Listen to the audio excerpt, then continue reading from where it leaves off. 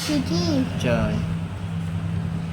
শ্রাবণ কৃষ্ণপক্ষিয়া কামিকা একাদশীর কথা ব্রহ্মবৈবর্ত পুরাণে যুধিষ্ঠির শ্রীকৃষ্ণ সংবাদে বলা হয়েছে।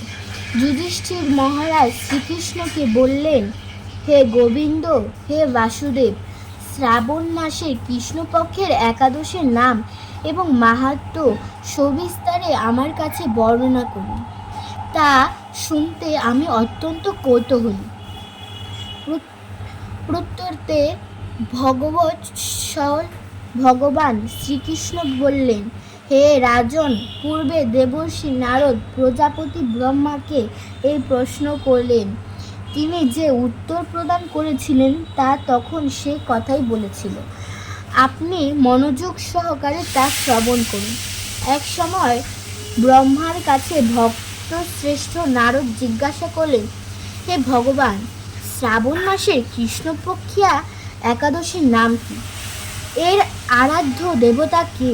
সেই ব্রতের বিধি বা কীরকম এবং এই ব্রতের ফলে কি পুণ্য লাভ হয় তা সবিশেষ জানতে ইচ্ছা করি। আপনি কৃপা করে আমাকে তা জানালে আমি জীবন ধন্য হবে। শ্রী নারদের কথা শুনে ব্রহ্মা অত্যন্ত সন্তুষ্ট হলেন। তিনি বললেন, হে বৎস, জগৎ জীবের মঙ্গলের জন্য আমি তোমার প্রশ্নের যথাযথ উত্তর দিচ্ছি, তুমি তা শ্রবণ করো। শ্রাবণ মাসের কৃষ্ণপক্ষিয়া একাদশী কামিকা নামে জগতে প্রসিদ্ধ। এই একাদশীর মাহাত্ম্য শ্রবণ বা পেয়ে যজ্ঞের ফল লাভ হয়। ভগবান শ্রীহরি পূজা অর্চনা অপরিমিত পূর্ণ ফল প্রদান করেন।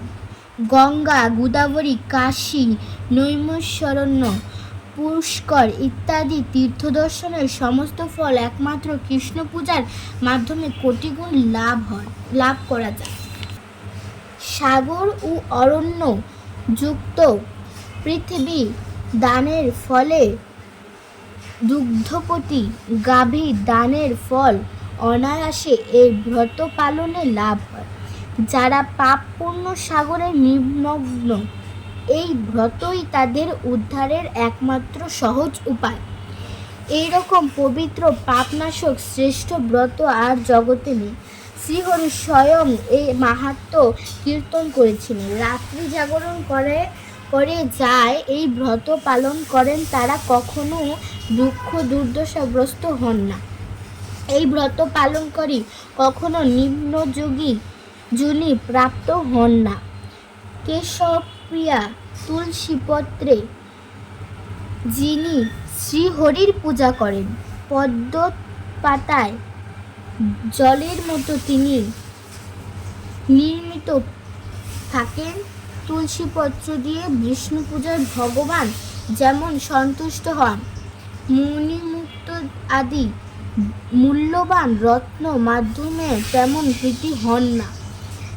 যিনি কেশবকে তুলসী মঞ্জুরি দিয়ে পূজা করেন তার জন্মজিত সমস্ত পাপ ক্ষয় হয়ে যায়। এই প্রসঙ্গে ব্রহ্মা বলেছেন, হে নারদ, যিনি তুলসীকে প্রত্যহ দর্শন করেন তার সকল পাপরাশি বিদূরিত হয়ে যায়। যিনি তাকে স্পর্শ করেন তার পাপমলিন দেহ পবিত্র হয়। তাকে প্রণাম করলে সমস্ত রোগ দূর হয়। তাকে জল সিঞ্চিত করলে যমও তার কাছে আসতে ভয় পান। শ্রী হরিচরণে তুলসী অর্পিত হলে ভগবত ভক্তি লাভ হয়। তাই এই কৃষ্ণ ভক্তি প্রদায়িনী তোমায় প্রণাম করি।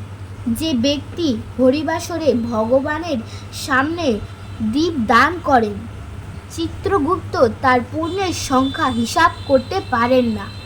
তার পিতৃপুরুষেরাও পরম তৃপ্তি লাভ করে। শ্রীকৃষ্ণ বললেন, হে রাজন, আমি আপনার কাছে সর্বপাপ হারিণী কামিকা একাদশীর মাহাত্ম্য বর্ণনা করলাম। অতএব যিনি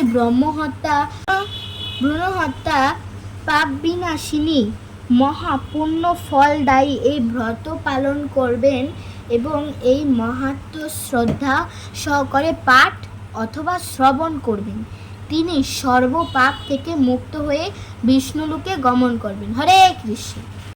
কামিকা একাদশীর পালনের সময়সূচি। বাংলাদেশে 5টা 28 থেকে 9টা 52 পর্যন্ত, মায়াপুরে 5টা 6 থেকে 9টা 30 পর্যন্ত।